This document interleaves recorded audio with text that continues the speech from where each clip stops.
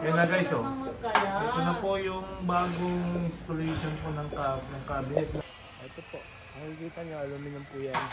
Nakila. Magnetic po. Soft close na po siya. Ayan. Soft close po. Ayan. Kita nyo po, soft close. Cabinet nyo kung sakasakaling magpapagawa po kayo po niyan. Ayan. Sinubak ng...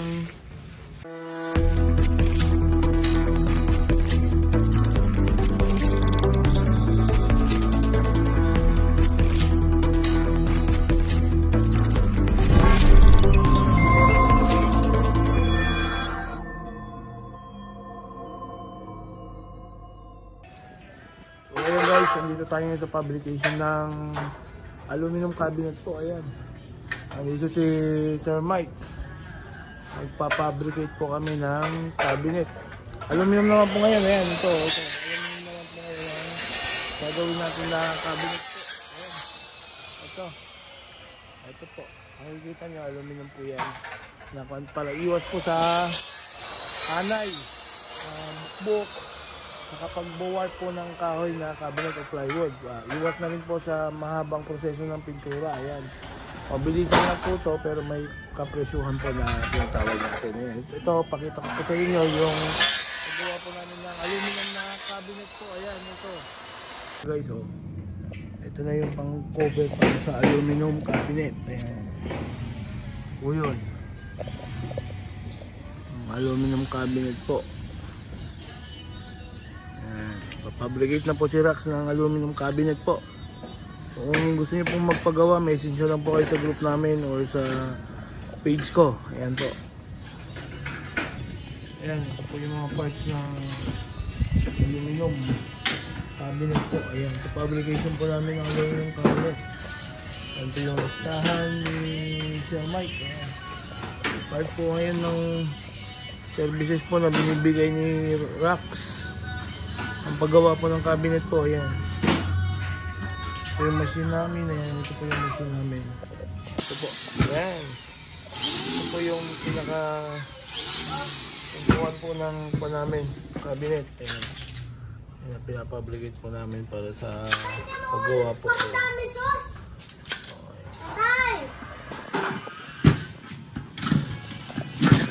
Ito yung mga tools po namin, ayan. Tools po ni Rax. Kita nyo po. Ito rin yung pinaka-frame na. Binuo na ko na nila. Nabuo na namin tong frame niya. Ito po. Nagawa lang po. Ito yung pintuan ng cabinet. So gusto nyo po para iwasanay sa ako nito. Smooth po. Smooth yun. Ayan po.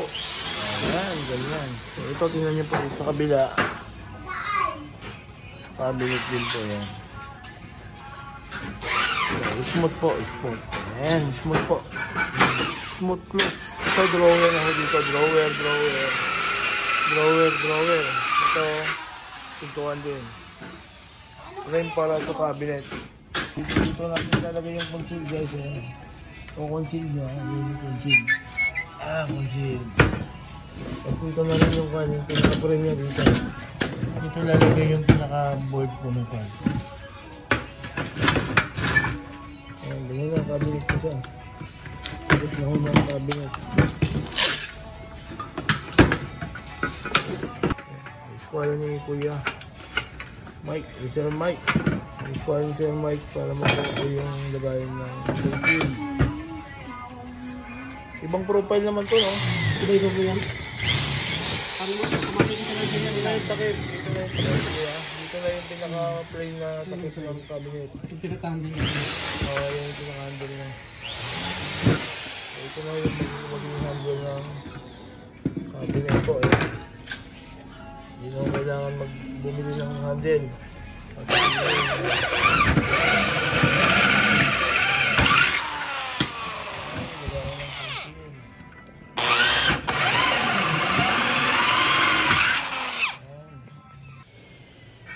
Guys, dito namin lalagay yung cabinet na ginagawa namin ng aluminum. Ayan. So, pure white po. Makikita nyo yan. Ayan ito. Ito may existing na yan, nasira po siya. So part po na yun, kaya nag-aluminum tayo. Ito nakita nyo po yan.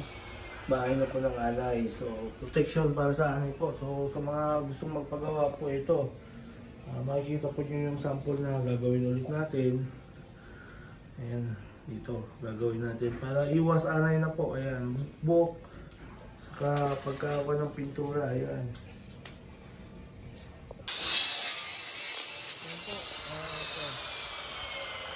Ito yung mga profile niya. Ito mga profile ko namin na ginagamit. Ito yung machine.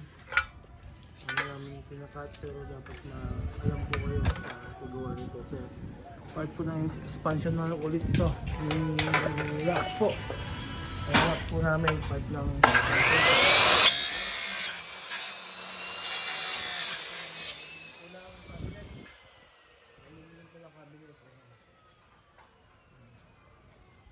isa rin yan. Ginagawa namin yung po ng cabinet po.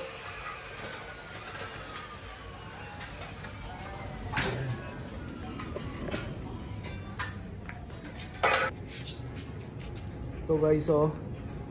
Ito yung aluminum. Ito yung dalawang aluminum. Tapos yung gitna niya, ito yung composite. Ano yung tawag na plastic. So, ito yung magiging likod ng cabinet guys. So, ayan, magiging likod ng cabinet. Tapos yan na. Yan na yung itsura ng cabinet. Ayan. Ito yung drawer niya. Yung drawer niya, ito yung mga kanya. Ito yung mga pintuan niya. Ayan. Ayan guys. Oh.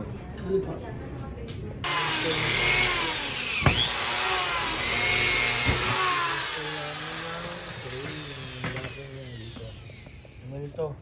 Naka-frame niya guys. Ito. Ito yun. Ito wala namang backing yan kung saan sakali ito. Yung backing na guys. Ayan na magiging aluminum na cabinet. Ayan. Ayan. Ito ang isang expansion ni Rax po. Kung gusto nyo magpagawa po, tawag lang po kayo sa akin, mag-message po kayo. At gagawin natin, magagawa po tayo ng protection para hindi naaanayin yung mga cabinet nyo. Guys, ito. Sakasakali.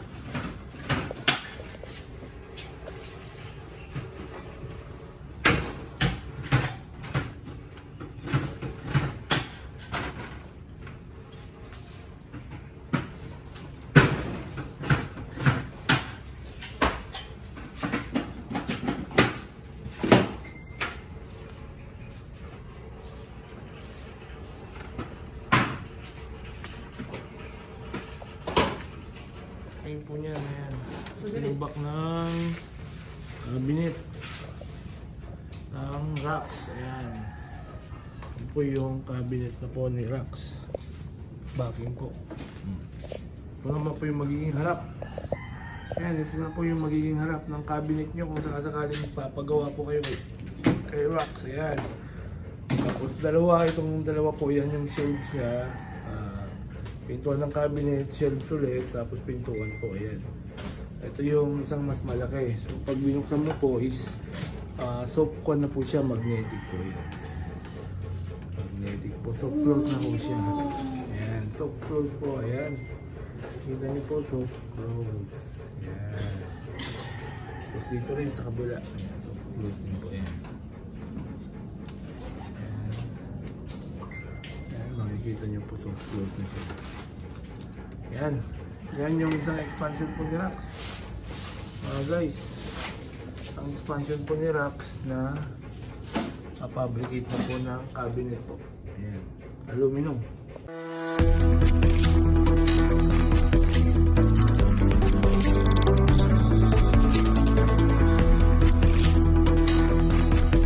Ayan guys, ito po yung before. Ayan.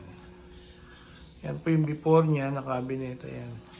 Yung sa baba, natanggal na. Ayan. Pinalitan na namin. Ayan. Ito na yung after. Ayan. Papalitan din namin ito. Ng ganito. Ganyan. Ayan. Nakaset na po. Yung aluminum. Aluminum cabinet po natin. Ayan. Ayan. So, makikita nyo po sa video ko mamaya kung may salpak namin o sa pagkatapos na po ng project po. Ito na ang overhead cabinet po namin. Ayan, nagawa medyo matapit na matapos po. Ganyan kahaba po ito. Napakalaki! So malaki yan. Huwag mong bitinan yan. Tapos ito. Ganito po magiging frame niya sa likod. Ayan, ito. Ganito kalaki yan. Mas malaki pa kay Sander. Ayan. Malaki pa kay Sander. Yung pinaka-framing po niya, ayan. Ayan, si Rainier. Ano yun Rainier, nakahanap pa na ng mapapangasawa mo dito sa Cavite? Hindi pa. Meron na, 3 na po. Meron na, 3. Grabe, bilis ha. Alaga lang ha. Ganda sa rami ko na rin. Ano? May panara. Iwan na eh. Ito malaki. May panara to. Iwan na yan. Ayun din, meron din. O sige, lagyan mo ng panara to, tapos... Wala na. O sige, kung ano yung sasabihin ni boss. Yun na lang yung... Iwan yung pangit? Oo. Sige, lagyan na lang din. Basta magkasya pa yung kantas, kukuha pa tayo ng isa para dun sa dulo dyan. Na takpan ng sa taas ng rep. Yan, oo. Sige. Yan guys, ito. Ang pinaka-framing niya, kaya matibay po yan. Walang anay-anay. Pag inanay pa to, ewan ko na lang. Tay! Ano yun? Nakasakit? Halaman yun. Ito. Bukan natin sara. Ito nakapatong pala. Ito nakapatong. Mamaya ipisusubukan natin yung sara po. Ano yung halaman na nakatakip? Ayun. So guys, makikita nyo, ayan. Circuit breaker ito. Ayan, binayan na po ng anay. Yung mga kahoy na cabinet. Ayan. So, makikita nyo sa post ko mamaya sa susunod na video kung kakabit na namin yung aluminum. Ayan, maglalagay po kami dyan hanggang dito sa may bandang rep para matakpan po. Ayan. Yan po yung itsura na niya ngayon. Ayan, kakabitan po namin yung ng aluminum. Ito. Ayan, spot ng anay. Kasi kahoy po yan. Yan po yung main breaker namin. Tapos ayan, naka-install na po yung sa baba. Ayan. So, white po na pili ni boss. Ayan, ito po. Ayan. Ayan po. Nakikita niyo po paano ikabit po yung aluminum. Mamaya po. Ito yung pinaka-board ng aluminum plywood. Ayan. Yung ginagamit ng pangkat-cut nila ito. Cutter lang po. Ayan. Cutter lang ginagamit namin pang-cut. Ito. Ayan. Ayan. May handle na rin siya. Hindi na kailangan ng handle kasi may nabibili na rin pong handle. May division na yan. Pintuan na lang po lalagay namin. Ang ito pa. Area ng paglalagay namin. Area Ito lang mga tools na kailangan. Riveter, cutter, gunting, barena, ayan. Saka siyempre ang pinaka-importante, ito po. Ayan. Ito po ang pinaka-importante, checklist. Ayan guys, natapos din. Ayan o. Yan yung kinalabasan na ng bago. Ayan o. Ay, nag-aayos yan si Ivan. Ano ba yan? Nag-aayos yung kliyente. Ayan o. Buksan mo nga yan, Kelly, ha? Ito, ayan. Buksan mo tapos sarap mo eh. Ayan, Kel. From ceiling to ceiling po, ayan. Ayan po magiging itsura. Ayan. Sarap mo, Kel. Ayan. So, close po yan. Ayan po. Ayan. Ganda. Yan po, yung bagong cabinet po ngayon ng product ni Breadnox Alexi, yan. Aluminum cabinet po, ayan. Pagka inanay pa po yung cabinet na ikakabit namin, ewan ko na lang po. Ayan po.